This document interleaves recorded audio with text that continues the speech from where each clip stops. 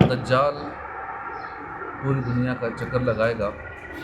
دجال ہر گاؤں میں پہنچے گا، ہر شہر میں پہنچے گا. حدیث پاک میں کہ دجال مدینہ شریف میں داخل ہونے کی کوشش کرے گا، مگر جب احد شریف کے قریب پہنچے گا تو فرشتے اسے یہاں سے بھگا دیں گے. بخاری شریف کی روایت میں اس وقت مدینہ شریف کے 7 رستے ہوں گے، ہر رستے پر 2 فرشتے حفاظت کے لیے موجود ہوں گے. دجال بہت بڑا فتنہ ہے. حدیث پاک میں ارشاد ہوا کہ حضرت آدم علیہ السلام سے لے کر قیامت تک جتنے فتنے پیدا ہوئے یا ہوں گے، ان سب میں بڑا جو فتنہ ہے دجال، اس سے ایمان بچانا انتہائی دشوار ہوگا. روایت کے مطابق یہ دنیا میں صرف 40 دن رہے گا. ان میں سے پہلا دن 1 سال کے برابر ہوگا، دوسرا دن 1 مہینے کے برابر، تیسرا دن 1 ہفتے کے برابر، اور باقی دن 24 گھنٹے کا. دجال ان 40 دنوں میں پوری دنیا کا چکر لگائے گا. مکہ مدینہ میں داخل نہیں ہو پائے گا. اس کا فتنہ بہت شدید ہوگا. اس کے ساتھ ایک باغ اور ایک آگ ہوگی. یہ باغ کا نام جنت رکھے گا اور آگ کا نام دوزخ رکھے گا.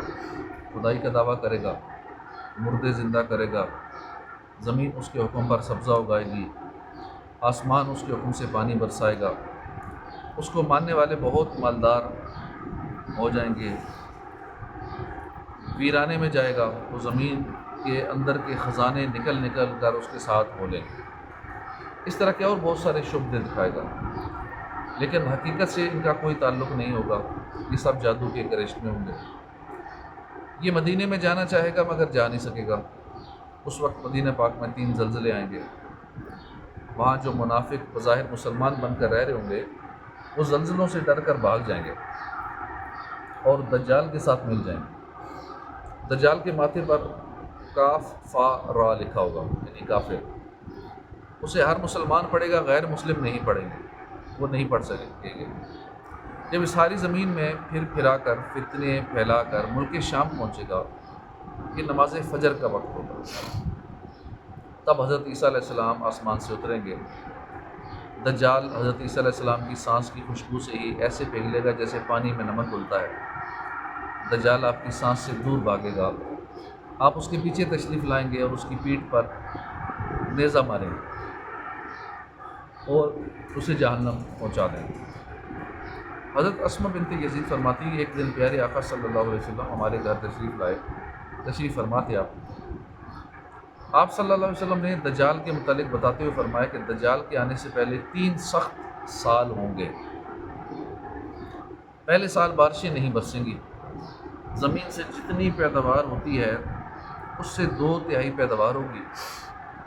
اس سے اگلے سال 1/3 ہوگی. اس سے اگلے سال پیداوار ہونی ہی نہیں، چوپائے ہلاک ہو جائیں گے. پھر دجال نکلے گا.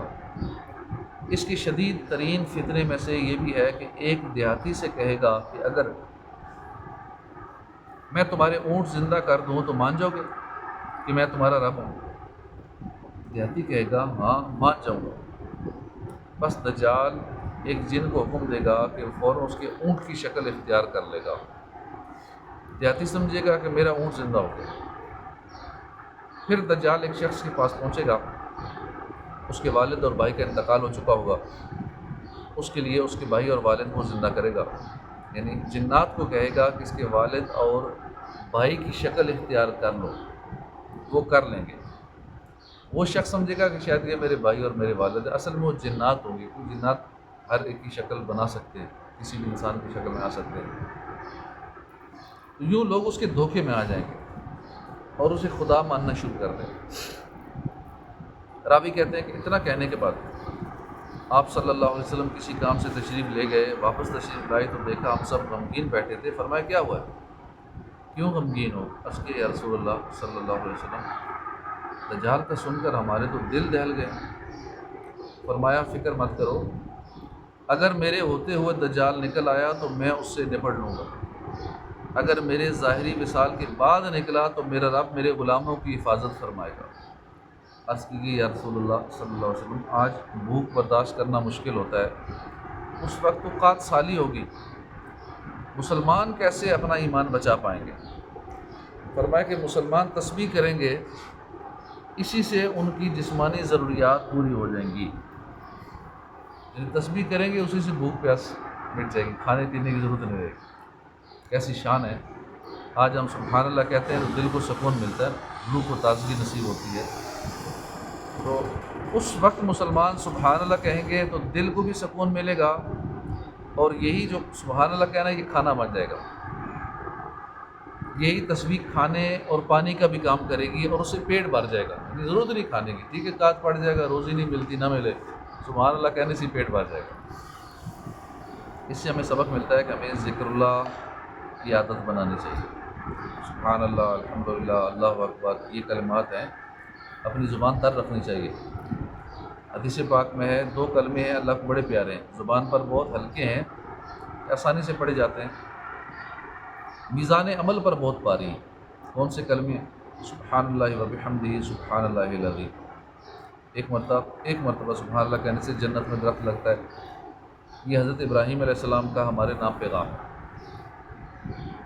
معراج کی رات جب پیارے آقا صلی اللہ علیہ وسلم کی حضرت ابراہیم علیہ السلام سے ملاقات ہوئی تو آپ نے فرمایا، اے محمد صلی اللہ علیہ وسلم، اپنی امت کو میری طرف سے یہ پیغام پہنچا دیجئے کہ جنت کی زمین خالی میدان ہے، اللہ کی تسبیح کر کے یہاں درخت لگایا کرو۔ اللہ پاک ہمیں توفیق عطا فرمائے۔ یہ پڑھتے رہنا چاہیے، سبحان اللہ سبحان اللہ سبحان اللہ، الحمدللہ، اللہ اکبر۔ دجال کا فتنہ انتہائی شدید فتنہ ہے، سب سے بڑا فتنہ اس کو قرار دیا گیا ہے۔ دجال کے شبہے دے کر اسے خدا کون مانے گا، کون کون اس کے پیچھے چلیں گے؟ حدیث پاک سنیے، پیارے آقا صلی اللہ علیہ وسلم نے فرمایا کہ میری امت کے 70,000 افراد دجال کی پیروی کریں گے، ان پر نقش و نگار والا لباس ہوگا، یعنی دجال کو خدا کو مانیں گے جو پہلے سے ہی فیشن پرست ہوں،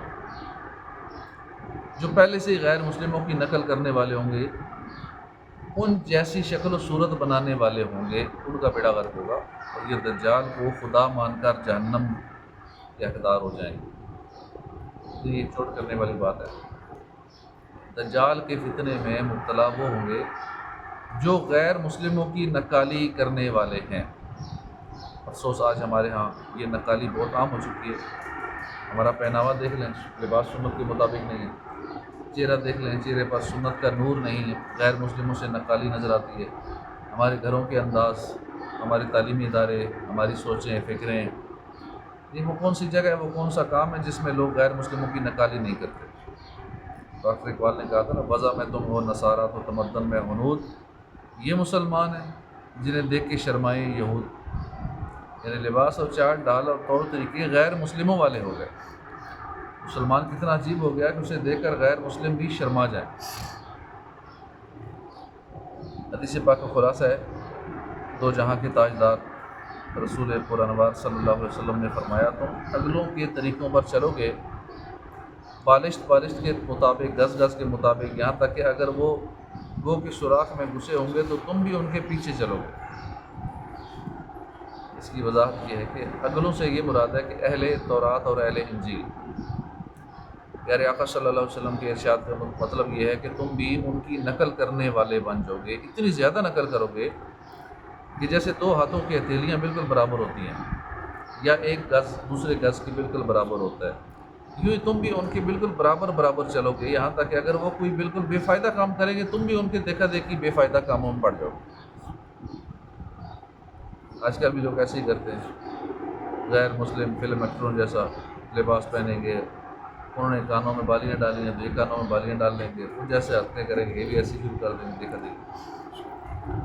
اس حدیث پاک کی شرح میں لکھا ہے کہ یہ فرمان عالی شان سنو اور اپنا حال دیکھو، سکھ، پارسی، مجوسی، غیر مسلم سب اپنی شکل، اپنے لباس، اپنے طور طریقوں کو پسند کرتے ہیں، مگر مسلمان ہیں کہ یہ اپنے طور طریقے پسند نہیں کرتا، یہ دوسروں کے طور طریقے پسند کرتا ہے۔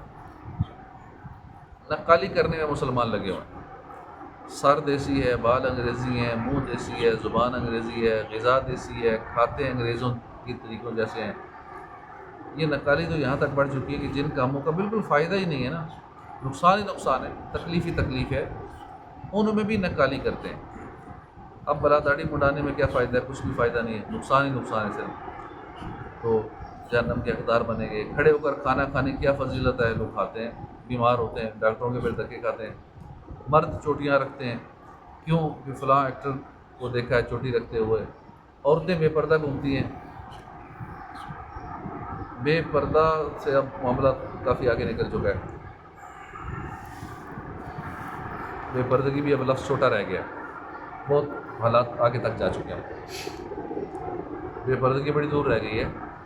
کیا فائدہ اس میں؟ نقصان ہے، معاشرے میں بے حیائی پھیلتی ہے، آئے روز پھر خبریں آتی رہتی ہیں، بچیوں کو ظلم کا نشانہ بنا کر قتل کر دیا جاتا ہے، عورتوں کی عزتیں محفوظ نہیں ہیں، اور کتنی بہت ساری مثالیں سب جانتے ہیں کہ معاشرے میں ہو کیا رہا ہے، بس ہم چل پڑے ان کے پیچھے۔ اس دجال کے فتنے میں وہ پھنسے گا جو غیر مسلموں کی نقل کرنے والا ہوگا۔ اللہ پاک ہمیں محفوظ فرمائے۔ حدیث پاک ہے، من احیا سنتی فقد احبنی ومن احبنی کان معی فی الجنہ، جس نے میری سنت کو زندہ کیا اس نے مجھ سے محبت کی، جس نے مجھ سے محبت کی وہ جنت میں میرے ساتھ ہوگا۔ ایسی فضیلت کیا غیر مسلموں کے پیچھے چلنے میں ہے؟ انگریزی بال کٹوانے سے جنت ملے گی؟ نہیں ملے گی۔ داڑھی مڈانے سے کیا جنت ملے گی؟ فیشن پرست بننے سے کیا قبر روشن ہو جائے گی؟ نہیں ہوگی۔ یہ سنت کی برکت ہے۔ اپنے آقا محبوب خدا صلی اللہ علیہ وسلم کی پیاری پیاری اداؤں کی نقل کرو، قبر بھی روشن ہو، قبر بھی روشن، حشر میں بھی مزے، پولیس رات پر بھی سکون، جنت میں آقا کا پڑوس بھی انشاءاللہ نصیب ہوگا، دنیا بھی سنور جائے گی۔ اسے مانتی ہے دنیا، اسے ڈھونڈتی ہے منزل، راہ عشق مصطفیٰ پہ جو غلام چل رہا ہے۔ امام ذہبی لکھتے ہیں، علامہ ہبت اللہ تبری رحمۃ اللہ کا انتقال ہوا تو حضرت علی بن حسین نے انہیں خواب میں دیکھا، پوچھا اللہ پاک نے آپ کے ساتھ کیا معاملہ فرمایا؟ جواب دیا اللہ نے میری مغفرت فرما دی۔ عرض کیا کس سبب سے؟ فرمایا سنت کی وجہ سے۔ یہ سنت پر عمل کی برکت ہے، اللہ پاک ہمیں سنتوں سے محبت نصیب فرمائے، سنتوں پہ عمل کیا کریں، سنت سیکھا کریں، دوسروں کو سکھایا کریں۔ تو دجال کے فتنے سے بچنے کا ایک طریقہ تو یہی ہے کہ ہم اپنا ایمان مضبوط رکھیں اور اپنے ایمان کو مضبوط سے مضبوط تر کریں۔ یا ایھا الذین آمنوا آمنو، اے ایمان والو آپ ایمان رکھو۔ اس کی وضاحت میں لکھا ہے کہ ازدادوا فی الایمان، یعنی ایمان کو اور مضبوط کرو۔ اب کلمہ پڑھ لیے، اب اس پر استقامت کے ساتھ قائم بھی رہو۔ کلمہ تو پڑھ لیا، اب اس کے تقاضوں پر بھی عمل کرو۔ کلمہ تو پڑھ لیا، اب اس کے ایمان کے شعبے بہت سارے ہیں، ان شعبوں کو بھی اختیار کرو۔ کلمہ تو پڑھ لیا، اب اس میں مزید سے مزید ترقی کرتے چلے جاؤ۔ کلمہ تو پڑھ لیا، اب اپنے ایمان کے کمال کی فکر میں لگ جاؤ۔ یہ کیسے ہوگا؟ حدیثوں میں طریقہ بتایا گیا۔ حضور نے فرمایا اللہ کی قسم بندہ اس وقت تک کامل مومن نہیں ہو سکتا جب تک اپنے مسلمان بھائی کے لیے وہی پسند نہ کرے جو اپنے لیے پسند کرتا ہے۔ جو اپنے لیے ہم پسند کرتے ہیں وہی دوسروں کے لیے پسند کرنا شروع کر دیں، ایمان مضبوط ہو جائے گا۔ اپنے لیے عزت پسند ہے، دوسروں کو عزت دینا شروع کر دیں۔ اپنے لیے بھلائی پسند ہے، دوسروں کے ساتھ بھلائی کرنا شروع کر دیں۔ اپنے لیے پسند ہے کہ کوئی مجھ سے جھوٹ نہ بولے، جھوٹ بولنا چھوڑ دیں۔ اپنے لیے پسند ہے کہ کوئی مجھے دھوکہ نہ دے، دوسروں کو دھوکہ دینا چھوڑ دیں۔ یوں انشاءاللہ ایمان مضبوط ہو جائے گا۔ اگر ایمان مضبوط ہو گیا تو دجال تو کیا، دجال کا باپ بھی ہمیں گمراہ نہیں کر پائے گا۔ اللہ پاک عمل کی توفیق عطا فرمائے۔ آمین بجاہ نبی الامین صلی اللہ علیہ وآلہ وسلم۔